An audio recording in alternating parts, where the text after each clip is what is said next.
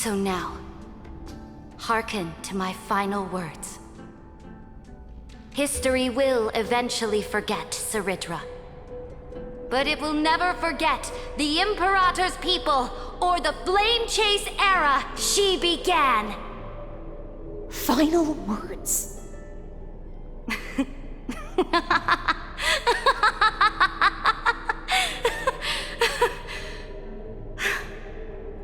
Amphorius is about to be destroyed.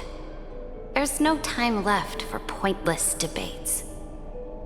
There is only one law I want to overturn to aid the final battle of deliverance. So I will only offer the life of one demigod. In the name of the Imperator, I command you one last time, Electra.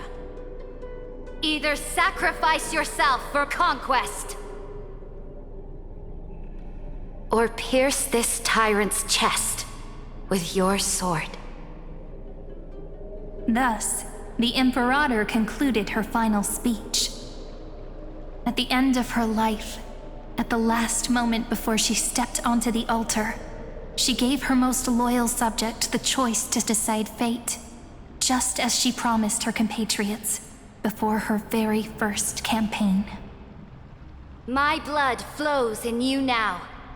Heroic compatriots, follow me, and we'll seize fate's reins!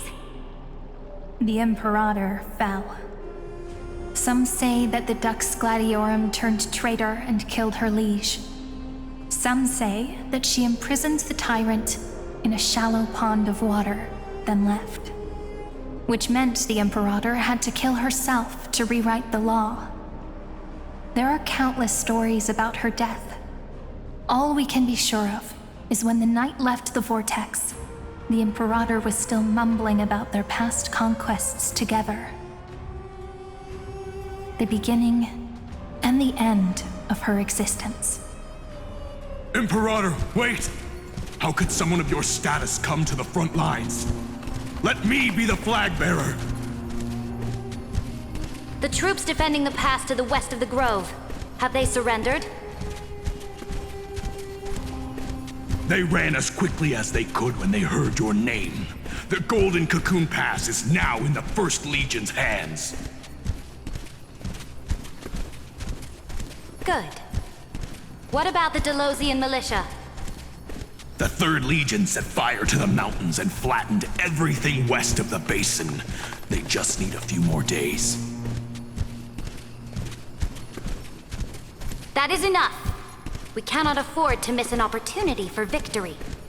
Lastly, how many Ladonian cannons are left? They are no more. The Second and Fourth Legions have destroyed them all. Very good. They now have no way out, no reinforcements, and no artillery support. We will be able to liberate the Grove of Epiphany in the blink of an eye. We will launch the final charge 1 quint after the curtain fall hour tomorrow. Remember, as long as the Alliance's flag still flies on my shoulders, you must keep moving forward. Take no prisoners among the enemy's soldiers. All sages who resist are to be captured and tried according to martial law.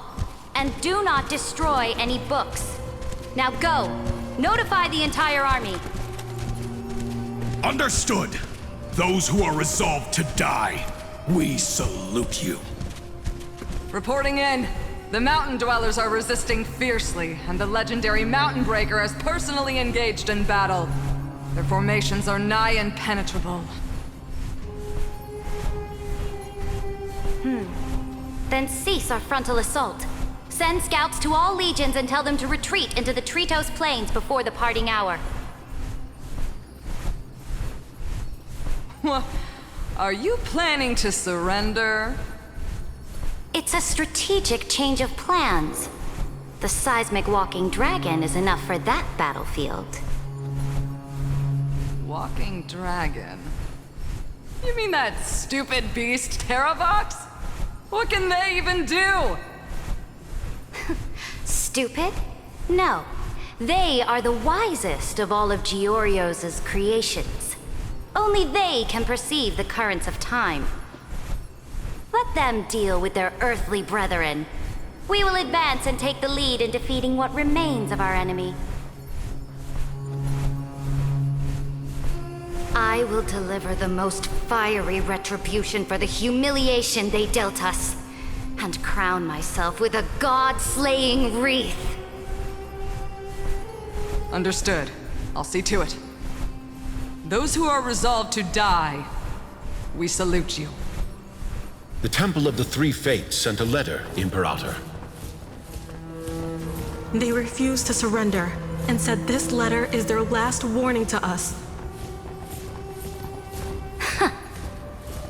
Tell the commanding officers not to launch any attacks unless they receive the Imperator's handwritten approval. Disobedience will be punished by death. What are you doing? The priests of the Three Fates aren't soldiers, but politicians. Do not mistakenly believe they don't have a plan. These dying pests will wring out every idea from their brains, all for short-sighted gain. They are much shrewder than we are. I am inferior to them in that regard. They also have the prophecy to wield as a weapon, something I am not blessed with. Launching an unplanned attack will only disadvantage us, as all of Emphorius will judge our actions. Which means, I will be heading to the battlefield myself, just as I have always done. This time, however, I will go alone. I will conduct secret negotiations to ensure fate is on our side. Understood. The legions will make their preparations. Those who are resolved to die, we salute you. Why are we not allowed to march out with the army, Imperator? This will be a long voyage with no return.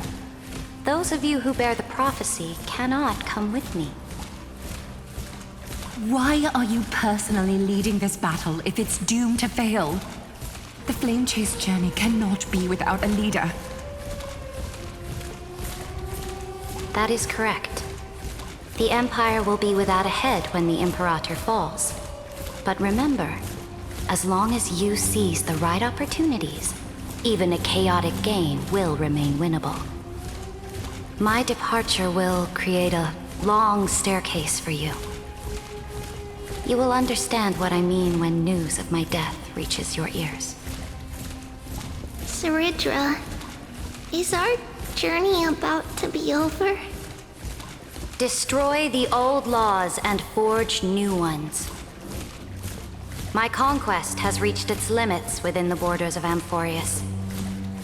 Since the prophecy already decreed that the Imperator would never conquer the stars as she wished, I will bow out here and try no more. More Chrysosaurs bearing divine authority will be born, and many more heroes will arise. Will they demand peace or war? Will they resist tyranny or become the next Imperator? I do not care. The children of the future will decide for themselves. Do not mourn for me. Anyone can kill the Imperator, but the only one who can truly destroy her is Saridra. At the end, I faithfully recorded the most important battles in the Imperator's life. Her conquest was about to be completed at this point in the story. However, for some reason, a memory suddenly entered my mind just as I was about to put down my pen. It was a journey on a fantastical train.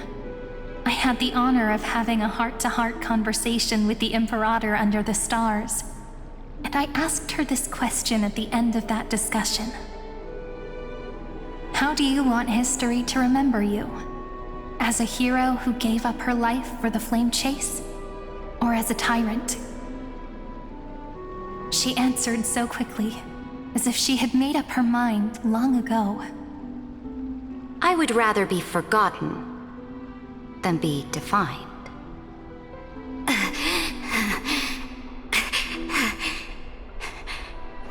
Because the law can be neither eternal nor unchallenged. And only humanity can pen laws into history's pages. Now, I have shattered the greatest law of Amphorius. The game is nearing its end. Dux Gladiorum. Even though you killed the Imperator in the previous 30 million cycles, this time, you finally found your own law. Then, High Sealants, Electra.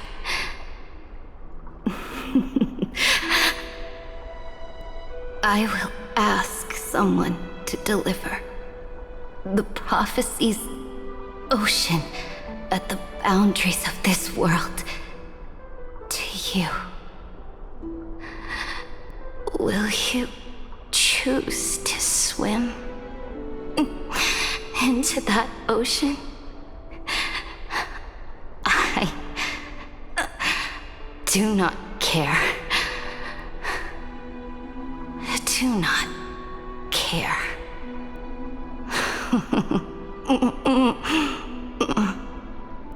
The Imperator muttered about her conquests, and news of her death spread in the city. Freedom! Liberty! The tyrant is dead! Go! Shout this news in the streets! My people, my fellow elders, do not panic. Stand your ground. That usurper has paid for her ambition with her life. People once cheered for my ascension. And now they cheer for my fall. No matter. I am fond of applause.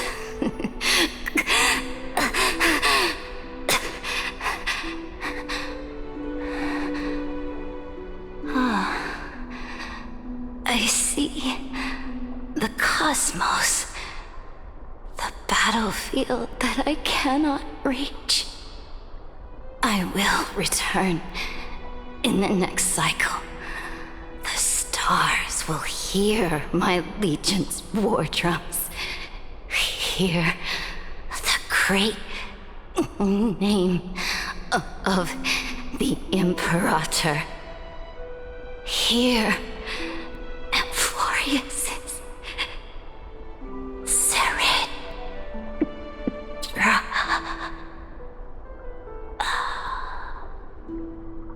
To this day, we do not know which rule the Imperator overwrote at the cost of her life.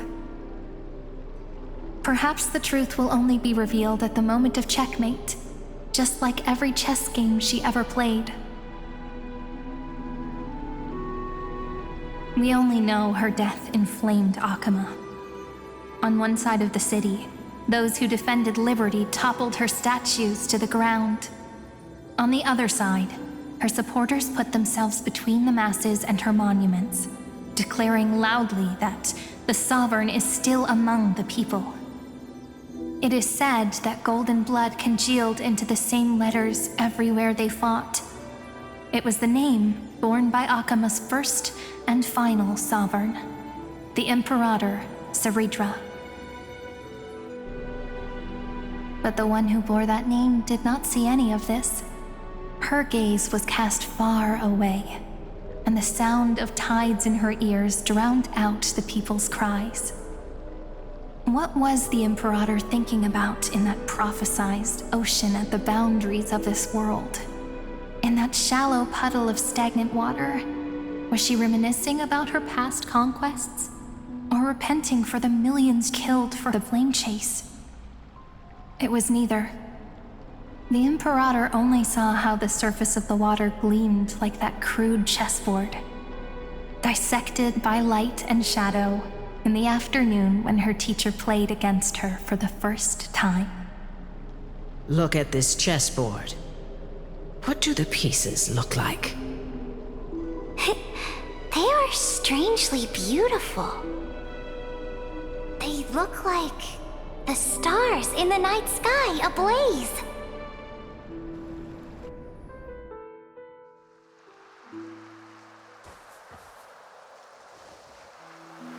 From that page emerged an ocean so vast, so pure, not a single trace of corruption. Is this Ceredra? Electra, my subject. Ever since you walked out of the tainted ocean and pledged yourself to me, I have seen the abyss in your eyes and the emptiness in your heart. That was why I promised you a new ocean, where the Imperator's ambitions would serve as the currents, and loyalty would be its light. Electra, my subject. You have done your duty as my blade. The prophecy has now made its final decree on the road I intend to walk. My conquest is doomed to never reach the stars. But the Imperator never makes empty promises. So take this memory, this ocean, beyond the sky, as witnessed by the Deliverer. This is the final gift that the Imperator can leave for her subject.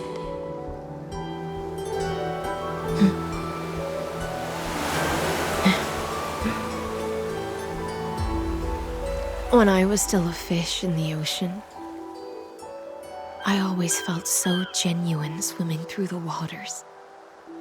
But once I stepped onto land, I found myself caught in a play. Every land dweller wore a mask in their life. So I, too, donned a costume and tried to find my role in this show. I became your blade in war and the violin strings at banquets. Do you still not get it? I do not long for the oceanic depths of my homeland. Nor do I crave the swelling seas beyond the sky. Perhaps even I don't know what I want. I still don't know where I should swim to even at the end. But I know one thing right now. A fish is simply a fish. And she can never leave the ocean she's in. But whether under the ocean or on land, we two prisoners who can never escape this cave can still look outside the cave and see the stars. I have to admit, the 12-factor simulation of life in this experiment has far exceeded my expectations. Make your choice then, Senior Society member. Do you want to keep walking down the wrong path and be remembered for your incorrect conclusions? Or do you want to return to the audience's seat and give yourself, Amphorius, and the entire cosmos a more fitting end? I must refuse. A dead man never fears death. Did I not make myself clear? Have you forgotten about our dear Lord of Silence? You wouldn't want her to consider your 8 other clones as cancers within the erudition and chop them all up, would you?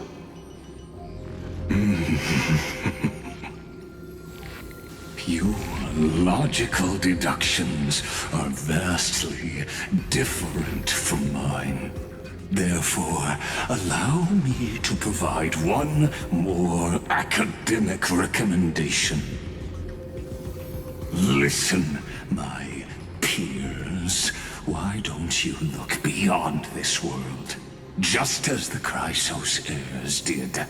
Re-evaluate your calculations and take into account all enemies in the upcoming war among the Eons. Amphorius is not a place where three paths entangle, but where three paths fight to the death. You used Memoria to resist me, but did you not consider the possibility that the Remembrance and their children might have taken this opportunity to join the fray as well?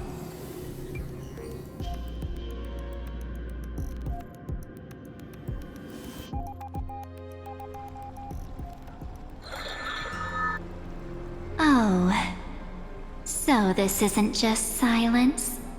It's the answer. What was the last thing she said to you before you parted the waters at the Scale Gorge waterscape? A tricky question, but one with a simple answer.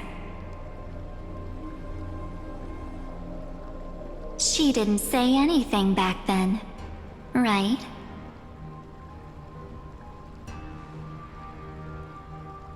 That's correct. And now I'm sure. You are not March 7th. There's no way she would remember that detail.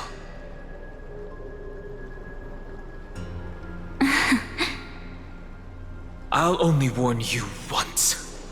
Leave her body. Now. How impulsive. That's not like you at all. Why don't you calm down and think about another possibility? I didn't take over March 7th's body. Rather, it's March 7th who regained my memories.